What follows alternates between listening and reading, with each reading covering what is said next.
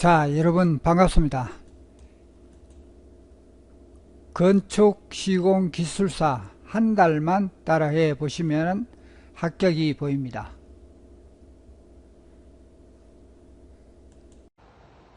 자, 여러분 반갑습니다. 건축시공기술사를 강의하는 정병열입니다. 이번 시간은 기초공사 세 번째 수업입니다. 지금까지 공부는 실질적으로 쉽지는 않죠. 왜냐하면은 이제 땅 속에 있는 공사 같은 경우는 우리가 육안으로 볼 수 없는 경우도 많고 시공 경험도 그렇게 많지 않을 수도 있기 때문에 그렇습니다. 이번 시간에 배우는 제자리 콘크리트 말뚝도 그 CIP 정도는 워낙 이제 현장에서 많이 하니까 품질 확보라든지 또 여러 가지 노하우로 인해서 어떤 문제점이 없지만은 그러나 이게 대형화 될수록 이렇게 하는 공법도 현장에서는 굉장히 문제점이 많이 발생하죠. 그러나 수험생으로서 조금 다행인 것은 크게 하든 적게 하든 제자리 콘크리트 말뚝은 그냥 굴착해서 그 굴착된 구멍으로 철근 넣고 콘크리트 치면 끝입니다. 그래서 여러 가지 문제점이 굉장히 많음에도 불구하고 이론은 단순하기 때문에 공부하기는 쉽다 이렇게 보시면 되고, 또 이제 앞으로 갈수록 철근 콘크리트라든지 마감 분야에 뭐 타일이라든지 도색공사라든지 미장이라든지 이런 거는 우리가 육안으로 볼 수 있는 사항이기 때문에 갈수록 쉬워진다 이렇게 희망을 갖고 공부했으면 좋겠습니다. 자, 이번 시간 기초공사 세 번째 현장 타설 말뚝. 전번 시간에 배운 공장에서 만든 기성 파일과 현장에서 바로 제작하는 파일, 이 두 가지가 굉장히 시험에 잘 출제된다고 했습니다. 자, 그러면 현장에서 말뚝에 대한 유의사항에 대해서 이 내용들을 보시면은 특별한 내용이 없습니다. 그냥 현장에서 말뚝을 하는 것은 이제 공장에서는 완제품을 만들어 오는 거지만은 현장에서는 현장에서 직접 시공하는 거죠. 그래서 전번에 했던 슬러리월하고 비교하자면은 집안 속에 이 구멍을 굴착할 때에 이 원형으로 이렇게 굴착하는 거고, 슬러리월은 이런 벽체를 땅 속에 벽체를 이렇게 만드는 거죠. 그러면은 그 하는 공법이나 기법이나 이런 거는 다 동일하겠죠. 그래서 개요 같은 경우에는 그 칠판 강의를 통해서 하도록 하고, 분류도 지금은 이거는 거의 시험에도 출제되지 않고 현재 사용하지 않기 때문에 요 정도의 내용만 암기하시면 됩니다. 이렇게 하시면 되고, 시공상 유의사항에 대해서도 요 내용이 슬러리월에서 배운 내용과 동일하게 사전조사하고 장비 그리고 굴착 슬라임 처리 안정액 이 내용들이 다 동일하죠. 슬러리월하고 동일합니다. 그래서 슬러리월을 한번 복습한다 이렇게 생각하시면 되고, 품질 확보 방안도 칠판 강의를 통해서 그렇게 설명을 하도록 하겠습니다. 자, 현장 콘크리트 파일을 보면은 이것은 이 내용들을 암기를 해야 되는데 여러분이 문자적으로 암기하기 힘들죠. 그래서 칠판 강의를 통해서 간단하게 암기를 이해가 되면은 다 암기할 수 있는 억질로 문자적으로 외우지 않아도 설명만 듣고 이해만 되면은 기재할 수 있다 이렇게 보시면 되겠습니다. 자, 이거는 건전도 시험인데 이 기성 콘크리트는 공장에서 만들어 왔기 때문에 그 제품에는 문제가 없죠. 그냥 지내력이 얼마나 견디느냐만 판단하기 때문에 정제화, 동제화 요게 중요했지만은 그러나 이것은 시공 과정에서 그 제품 자체, 다시 말해서 말뚝 자체의 하자도 고려해야 되기 때문에 이 건전도 시험은 더 복잡하다 이렇게 보시면 되겠습니다. 자, PRD는 요 사이는 이제 PRD를 많이 사용하는데 결국은 동일하죠. 이렇게 뭐 구멍 파서 거기에 철근 넣고 콘크리트 치면 끝입니다. 이 공법 자체는 이해하는데 어려움이 없는데 모든 것이 좀 더 간단하고 좀 더 쉽게 하기 위한 방법이 요사이 이제 PRD 공법을 많이 사용합니다. 여기에 막혀 있는데 어떤 이 주변에 그 구멍을 파서 콘크리트 몰타르를 하면은 여기 속으로 들어가면서 이걸 내려가면은 이게 내려가면은 이 속에 콘크리트 몰타르이 들어가면서 이 구멍을 통해서 빠져나오죠. 빠져나오면 여기에 채워지는 단순한 원리라 이렇게 보시면 되겠습니다. 자, 이 양방향 제하 시험을 뭐 설명을 다 드렸는데 이론적인 내용은 이제 이 양방향 제하 시험에 대해서 설명을 드렸는데 현장에서 어떻게 되어지는가는 참고적으로 이제 사전 하나를 더 첨부해 보았습니다. 자, 이어서 실전 연습하도록 하겠습니다.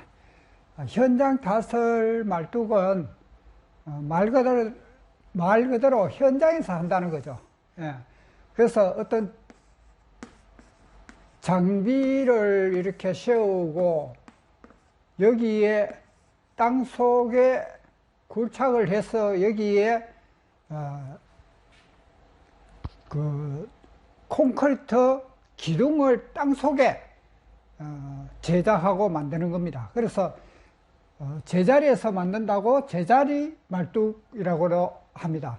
근데 이 개요 같은 경우에는 간단하게 정의가 땅 속에 제자리 콘크리트 말뚝을 만드는 것이다 이렇게 하면 될 것이고, 두 번째는 뭐 일반적으로 문제와 관련돼서 여러 가지 땅 속에 하면은 품질 관리라든지 여러 가지 문제점이 많기 때문에 사전 계획이라든지 이런 걸 철저히 품질 관리를 잘 하자 뭐 이런 식으로 적으면 되겠죠. 세 번째 특징 같은 경우에도 예를 들어서 문제 가운데 특징이나 그 장단점과 시공상 유의사항을 기술하시오 이렇게 두 가지 문제로 이렇게 분류되어서 장단점을 적으라고 하면은 많이 적을 필요 있는데 그냥 일반적으로 특징 적을 경우에는 재료가 있고 사람이 있고 그리고 시공할 때 안경 그럼 뭐 시공하면은 장비가 대형 장비니까 쉽게 잘 파여지겠죠. 그리고 소음도 적고 뭐 밑에까지 굴착하기에 안방까지도 굴착하기가 쉽고 그 다음에 이 공법으로 말하면은 다른 그에 비해서 이래 대형 그걸 하기 때문에 힘도 훨씬 더 많이 받을 수 있는 그런 공법이다. 그리고 안정성은 기계로 치면은 뭐 위험할 수도 있겠지만은 사람이 들어가서 하는 작업이 적으니까 뭐 사람에 대해서는 안전하다든지 이렇게 마음대로 생각나는 대로 경제적은 아무래도 대형으로 하기 때문에 장비도 큰 게 와야 되고 여러 가지 작업도 복잡하니까 경제적으로는 아무래도 비싸게 치겠죠. 이런 거 몇 가지만 적어주는 거지, 만약에 장단점을 기술하고 이렇게 문제상에 나오면은 재료에 대해서, 사람에 대해서, 공법에 대해서, 안전에 대해서 이렇게 각각 한 두 가지 정도는 적어줘야 되겠지만은, 뭐 그렇지 않으면은 몇 가지만 적으면은 뭐 공법이나 시공이나 이런 것만 해도 충분히 적을 수 있다, 이렇게 보면 되겠습니다. 그 다음에 분류가 있는데, 분류에는 이제 그 치환식이 있습니다. 그래 CIP, PIP, 뭐 MIP. CIP는 그냥 그 점토 흙에 그냥 구멍을 파서 여기에 지상에서 철거망을 해서 세워서 이렇게 철거를 넣고 콘크리트 탓을 하면 됩니다. 물론 자갈도 넣을 수도 있고 이렇게 해서 하면 됩니다. PIP는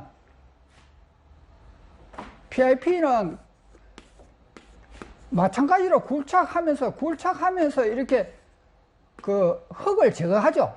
흙을 제거하면서 제거한 흙 대신에 이렇게 콘크리트를 채우는 겁니다. 콘크리트를 다 채웠는데 약하다 하면 뭐 H파이를 더 넣든지, 그러면 철망을 더 넣든지, 그거는 추후에 더 하면 되겠죠. 그래서 MIP는 M이 여기 믹서입니다. 믹서.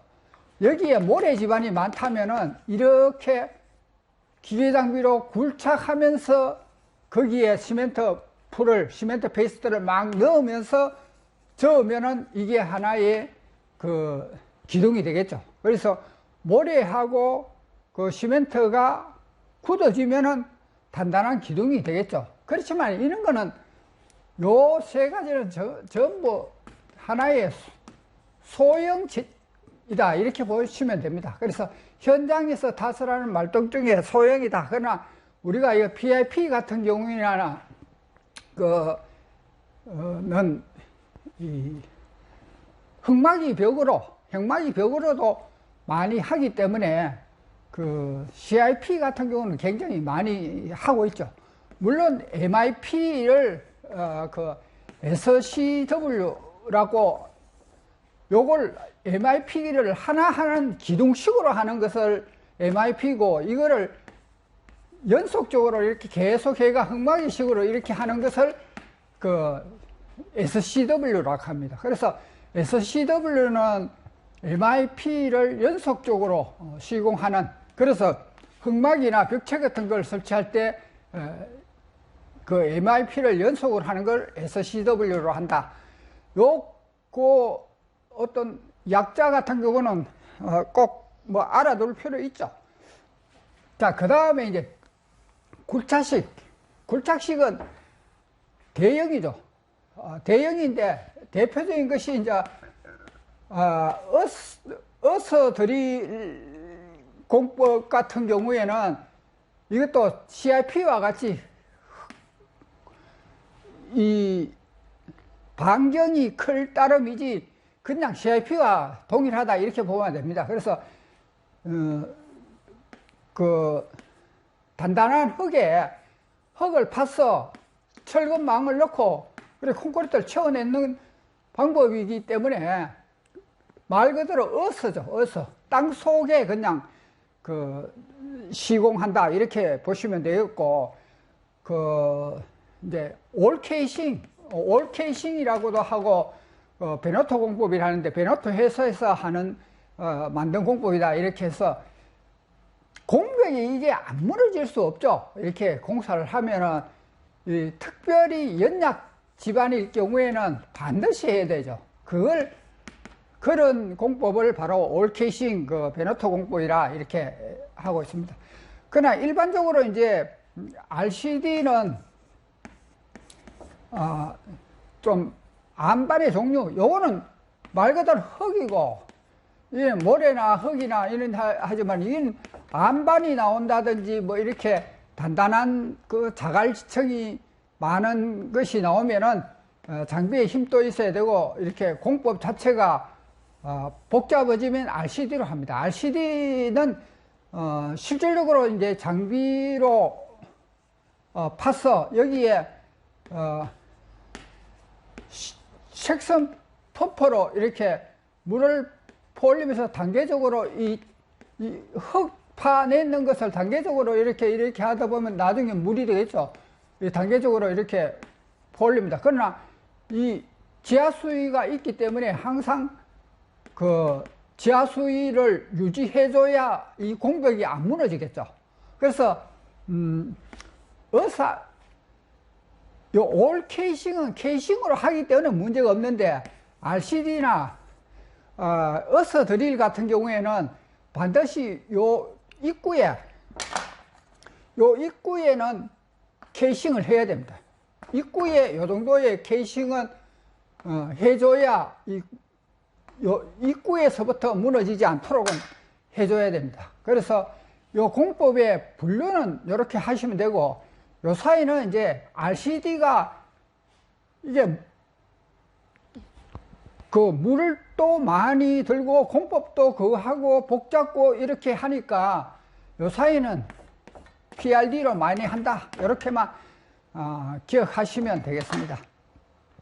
자, 이제 시공상, 문제에 나와 있는 시공상 유의사항에 대해서 설명을 드리겠습니다. 무엇이든지 간에 이렇게 기계 장비가 이렇게 세워지고 여기에 기계 장비로 인해서 이렇게 굴착을 하죠. 그러면 항상 이 그림을 가지고 이제 그 순서별로 생각하면서 유의사항을 기재하시면 됩니다. 여기에 이제 지금까지 계속 이렇게 그림으로 반복을 하지만은 나중에 가면은 약간 이제 변형된 형태도 해야 됩니다. 왜 그러냐면 답안지가 1교시, 2교시, 3교시, 4교시 이게 각각 채점자가 다르기 때문에 만약에 2교시에 4개의 문제를 다 동일한 양식으로 하면은 이 좀 좋지 않겠죠. 그래서 이게 앞으로 가면은 이제 문제가 제가 계획은 한 50에서 60문제를 해서 하루에 2문제씩 공부하면 한 달 만에 마스터할 수 있도록 하는 게 목표다, 이렇게 생각하시면 되겠습니다. 그래서 이 40번 정도 넘어가면은 이제 그림에 대해서도 그렇고 또 어떤 답안 작성에 어떤 변형 주는 것도 그때 가서 하게 됩니다. 그러나 지금은 가장 중요한 것은 이 교과서적인 그 기본 사항을 내가 어느 정도 적을 수 있는 능력이 되어야만 그래도 시험을 치르러 갈 수가 있습니다. 그래서 여기에서 이제 만약에 그 시공상 유의사항을 할 때에도 항상 사기를 치되, 사기는 요렇게 쳐도 되고 요렇게 해도 됩니다. 그 사전 계획 및 사전 준비 및 기본 계획 철저 뭐 이렇게 해도 되는데, 또 별도로 사전 계획 또 기본 계획 계획 수립 철저 뭐 이렇게 따로 해도 됩니다. 그럼 문항을 아이템 수는 내가 조절해 가면 된다, 이렇게 보시면 되고, 자, 그럼 먼저 이렇게 그림을 보면서 첫째는 이 장비를 세워야 되죠. 장비 설치하고 장비를 설치하고 나면 그 다음에 해야 될 게 당연히 이렇게 굴착을 해야 되겠죠. 굴착을 하고, 그 다음에 굴착하고 나면은 여기에 흙을 줘내면은 여기에 흙이 깔아앉는 이 슬라임이 생기죠. 이 찌꺼기를 제거해야 되죠. 그 다음에 이 안정액을 관리해야 됩니다. 왜 하면 공백이 무너지기 때문에 안정액 관리하고, 그 다음에 이제 철근망을 요 지상에서 철근망을 이렇게 세워서 요 기계 장비를 해서 이렇게 그대로 삽입해 넣으면 되겠죠. 그래서 철근망 설치, 이제 8번에 그 다음 탓을 하겠죠. 타설도 마찬가지로 트레미관으로 하겠죠. 트레미관을 해서 밑에서부터 이렇게 해가 옵니다. 제가 이렇게 설명을 빨리 하는 이유는 요 과정이 뭡니까? 다 동일하죠. 뭐하고? 슬러리워라가 또 완전히 동일하죠. 땅 속에 그냥 그 기둥을 설치하는, 원형 기둥을 설치하는 거나 땅 속에 그 벽체를 설치하는 거나 하는 과정은 동일하다. 이렇게 생각하면 됩니다. 그 다음에 이제 이래 올라오면은 안정액이 올라오면서 밑에서 콘크리트를 이렇게 채워오면은 위에는 아무래도 품질이 좋지 않겠죠. 안정액하고 섞여서. 그래서 두부 정리를 합니다. 두부 정리. 그리고 난 뒤에 그 지금 현재 안정액이 이래 나오면은 그 안정액 이걸 그냥 버리면 안 되겠죠. 이 폐액은 환경 그 법에 의해서 이렇게 적절히 처리를 잘 해야 됩니다. 그러면 이 순서는 요거 하나 보고 다 할 수 있죠. 요거 하나 보고 다 할 수 있습니다. 요거 반복하는데도 하루에 연습 삼아 몇 번 해보면 금방 이 순서를 냅니다. 그리고 지금부터는 제가 이 보조사항을 하나 정도는 기록해라 했죠. 연습해보면은 나중에 가면은 하나에서 이제 20문제 넘어가면 2개 정도 이렇게 단계적으로 하면은 쉬워집니다. 뭐 예를 들어서 뭐 굴착한다 하면은 이 장비로 이 속도를 잘 맞추자. 그리고 무너지지 않도록 하자. 그리고 뭐 이게 이제 장비의 안정성을 주자. 이렇게 하면은 뭐 적으려면 엄청 많죠. 뭐 예를 들어 철근망 같으면은 뭐 철근망을 뭐 그 크기에 맞게 규절에 맞게 하자. 뭐 품질 확보를 하자. 이렇게 안전적으로 하자. 이렇게 해도 되니까. 그리고 이 삽입할 때 피복 두께 확보하고, 이 나중에 피복 두께라든지 이런 게 잘못되면은 이 타설할 때 이 부상합니다. 그래서 이 철거 부상 이 위험도 굉장히 되지 않도록 설치를 잘 하자. 뭐 이런 쪽으로 적으려면은 실질적으로 한 서너 개 정도는 뭐 숙달이 되면은 아무 이 보조사항 적는 거는 걱정 안 해도 됩니다. 가장 중요한 거는 요걸 빨리 적는 거가 가장 중요하다. 이렇게 생각하면 됩니다. 자, 이 기성말뚝은 실질적으로 그 공장에서 만들어낸 것을 굴착해서 그 구멍에 그냥 잡아 넣어버리면 일이 끝이죠. 그렇지만 여기는 장비를 갖고 현장에서 이렇게 판단 말입니다. 그러나 실질적으로 우리나라에서는 대부분 그 논연기 지층이기 때문에 실질적으로 제자리 말뚝은 잘 안 합니다. 건축공사에서는. 축제가 되니까 이렇게 크고 대형 말뚝을 이렇게 안반에 지지했을 경우에, 그러면은 실질적으로 우리가 이렇게 대형일 경우에는 동제화도 어렵고 정제화도 어렵습니다. 그래서 과거에는 요걸 합쳐서 정동제화를 했습니다. 그러니까 이 하중이, 이 말뚝이 받을 수 있는 이 하중을 이렇게 단계별로 이렇게 채울 수가 없기 때문에 여기에 장치를 해서 폭발물을 장치해서 이 폭발되는 힘의 반발력에 의해서 그 큰 힘에 견디느냐 안 견디느냐 그걸 기준해서 정동제화를 많이 했는데 요사이는 뭐 그런 것도 하지 않습니다. 그러나 이제 여러 가지 방법이 있겠죠. 그러니 지금 같은 경우는 하는 게 이제 양방향 제화 시험을 하는데, 양방향 제화 시험에 대해서는 실질적으로 우리가 그 말뚝에 대해서는 무조건 그 양방향 제한 시험을 그 기술해 주어야 합니다. 왜냐하면 거기에 대해서 모든 센서라든지 그 변동률이라든지 뭐 이런 걸 다 모니터로 그 힘을 분석하고 파악할 수 있기 때문에 양방향 제한 시험이 가장 좋다, 그렇게 보면 되고, 이제 시험상으로는 또 어떤 뭐 채워야 될 게 있다면은, 이렇게 말뚝을 했다면은 아주 가는 이렇게 100mm 정도 되는 이 코알을 뚫어 보면은 여기에 콘크리트가 안 채워진 부분이 있다든지 뭐 이런 걸 파악할 수 있겠죠.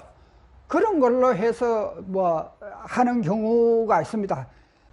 그런 경우는 그런 경우는 코어 보링이라 하죠. 코어 보링이라 하고, 코어 보링은 그냥 이 속에 있는 그 품질의 정확성을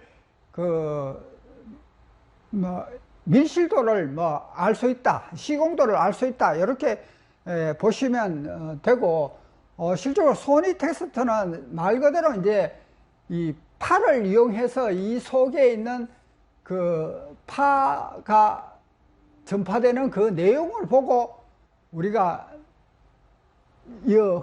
어떤 결함이 있는가, 그런 것을 판단하는 겁니다. 그래서 결과적으로 해야 되는 거는 양방향 제한 시험으로 결론적으로 하는 것이 가장 정당하다, 이렇게 정리를 하시면 됩니다. 그래서 주장을 할 때는 이렇게 별도로 해도 되고, 그렇지 않으면은 아까 단계별로 그 1번, 2번 시공상 유의사항 이래 할 때 마지막에 뭐 11번 이렇게 해서 양방향 제한 시험해서 이거를 상세하게 이렇게 기록하는 그런 방법으로 해도 된다, 이렇게 생각하면 되겠습니다.